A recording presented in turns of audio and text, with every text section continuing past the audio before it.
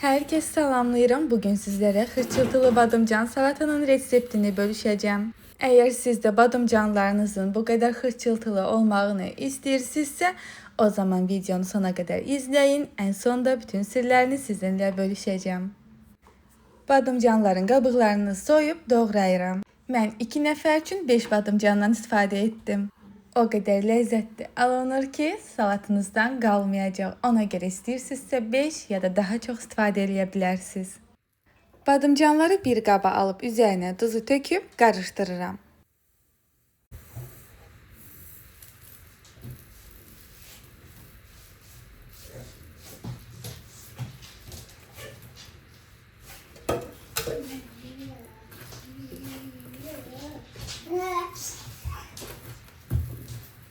Badımcanları 20-25 dəqiqə duzda saxlayıram. Badımcanlar duzda gözlədiyi zaman mən pomidorları doğrayıram. Bu salatda 2 pomidordan istifadə edirəm. İstədiyiniz formada doğraya bilərsiniz.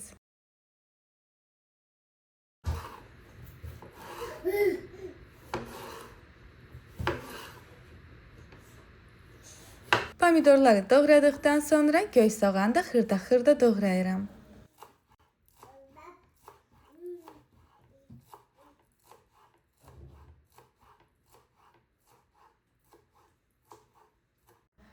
Sosun hazırlanması için şirin çili sosundan, ketçup, barbekü ve teriyaki sosundan istifadə edirəm.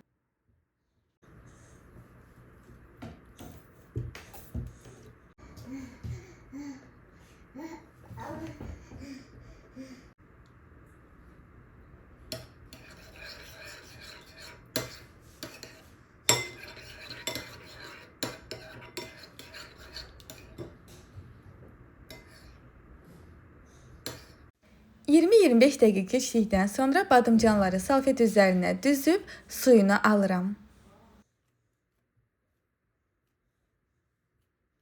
Badımcanların yarısını qaba alıb üzərinə qarğıdalı nişastası əlavə edirəm. Hər tərəfinə çatacaq qədər töküb qarışdırıram.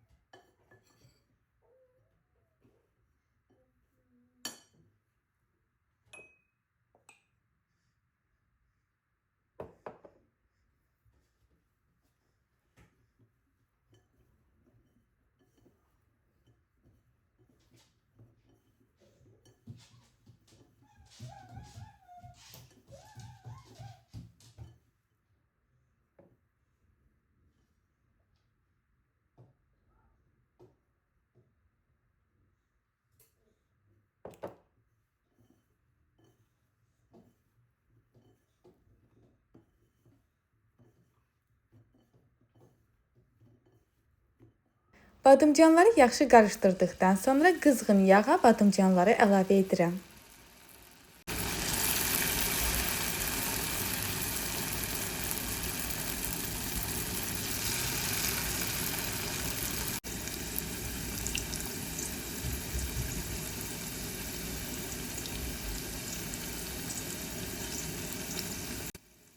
Badımcanları yağdan çıxardıqdan sonra bir salfet üzərində düzün. Badımcanların hamısını qızartdıqdan sonra salatın formasını verirəm. Pomidorları ən alta gələcək şəkildə hamısını düzürəm.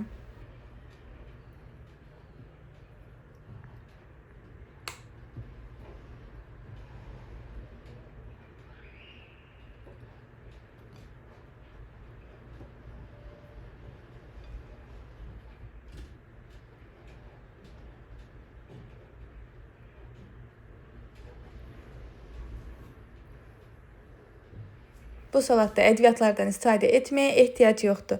Pomidorların üstünə sosundan tökürəm. Sosu tökdükdən sonra badımcanları üzərinə düzməyə başlayıram.